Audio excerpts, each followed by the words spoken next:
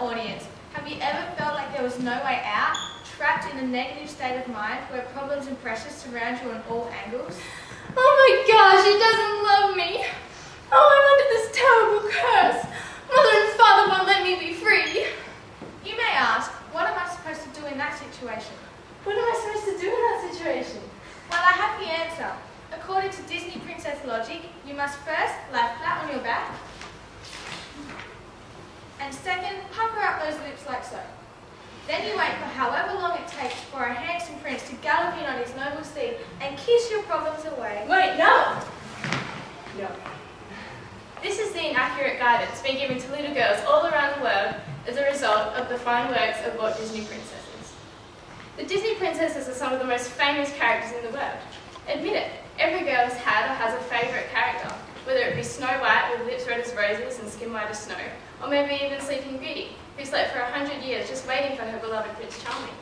Many oblivious parents and children consider these fake role models, fake representations of young women as role models. If you look closely, they all seem to have very similar characteristics. As quoted by Princess Jasmine, sometimes we only see how people are different from us, but if you look hard enough, you can see how much we're all alike. This quote fits very well with the situation. At first you notice the obvious traits such as hair colour, but when you're looking closer, you realise that they all kind of fall in love with a similar guy, for example. So after getting past the catchy songs, and the constant discussion of love, could it be that these idolised characters are nothing more than anti-feminist propaganda? As young children, we are made to believe that pretty people are good and ugly people are bad. Disney largely incorporates this theory in all of their movies. For example, the ugly stepsisters and stepmother are fat and ugly as stated in their name.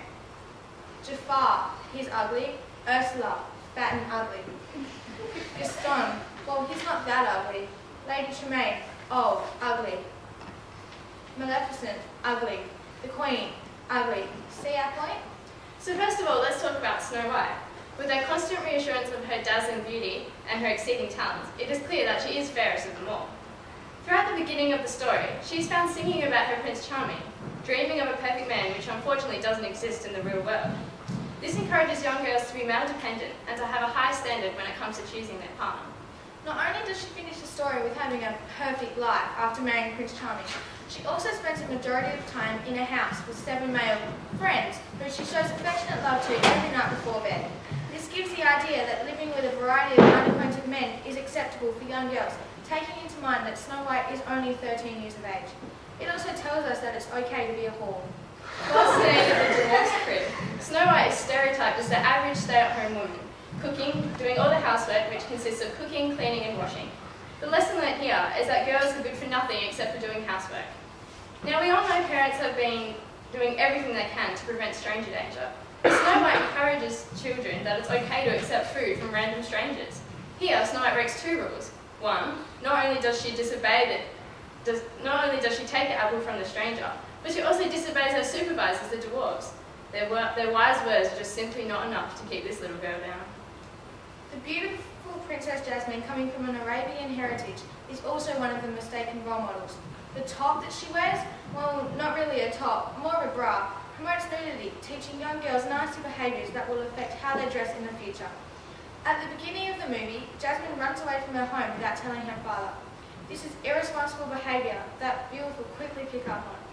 It also encourages the idea that if life is too hard, then just run away and don't even try to put up a fight, which is extremely unrealistic.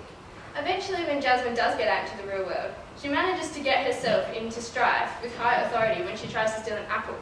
This stereotypes women, suggesting that they aren't smart and don't understand anything about economics or trade.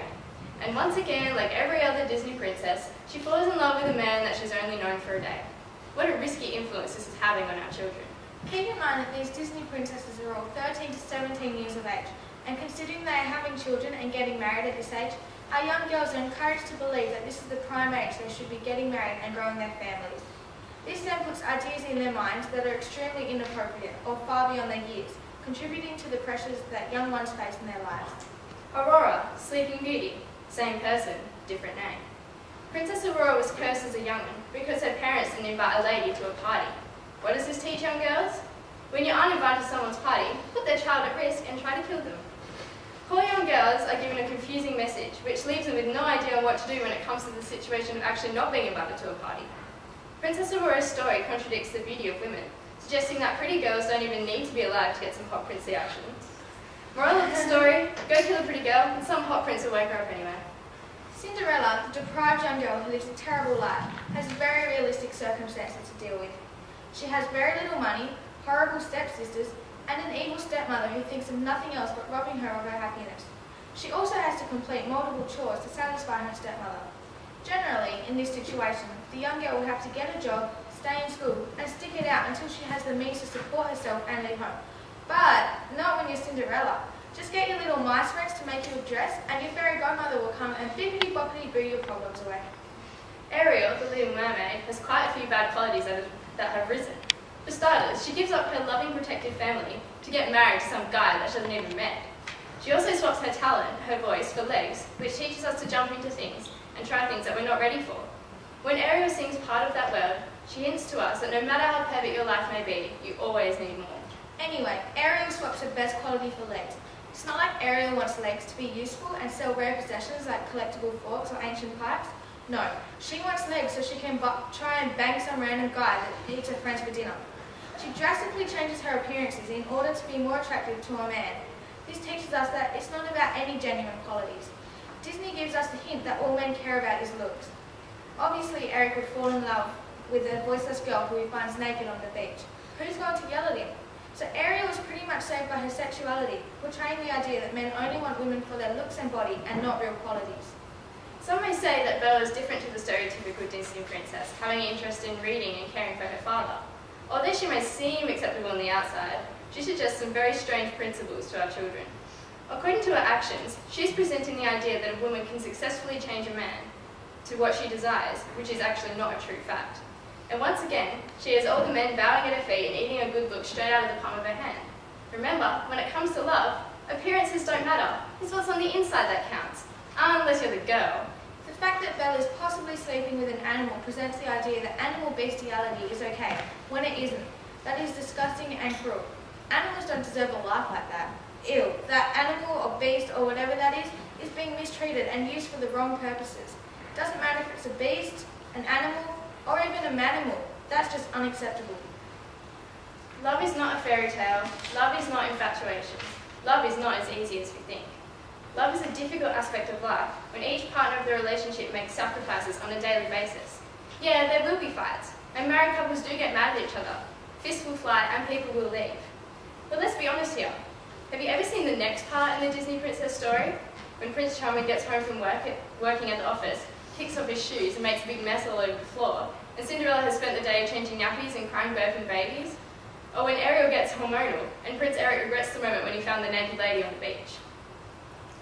Disney movies lead you to believe that after the happy ending, the story is complete, and there is no difficulty in a relationship after the end appears on the screen in fancy writing.